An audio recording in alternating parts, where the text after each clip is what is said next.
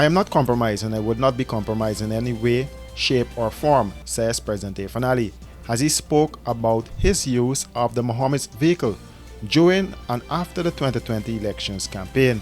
Not, not in opposition. The vehicle that you're speaking about was used during the election campaign and after, when my security apparatus advised me that I needed a safe vehicle because of the distance I was traversing, and in their assessment, the threat that I was exposed to.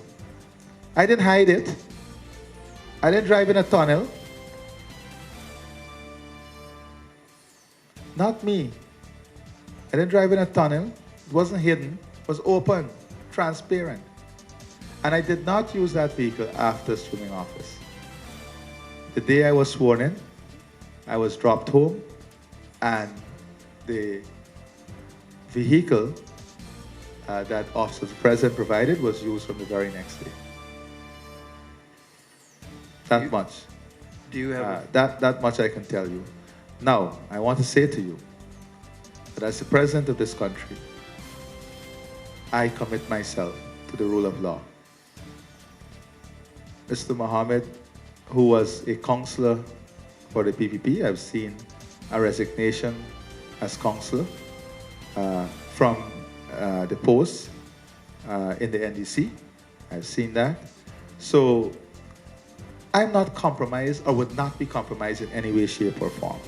You would recall that the United States government, through its Treasury Department last Tuesday, announced that Nazar Mohammed and his son Azruddin, along with Permanent Secretary May Thomas, were all sanctioned for their involvement in corruption. Speaking at a press conference on Thursday at State House, President Ali said the rule of law is the rule of law, and it must apply equally to every citizen, since no one is above the law.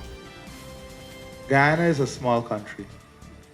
And Marcel, you're associated, you can be easily associated with the Mohammeds. You can't tell me you don't know the Mohammeds. There is no one in this room who can tell me they don't know the Mohammeds. No, let me answer. I'm answering you. All the banks were associated with the Mohammeds. All the major businesses might have been associated with the Mohammeds. The Mohammeds are in business long before I was born. I made it, Chabral asked for 2 years ago, I made it very clear that I know the Mohammeds. I was at Saints.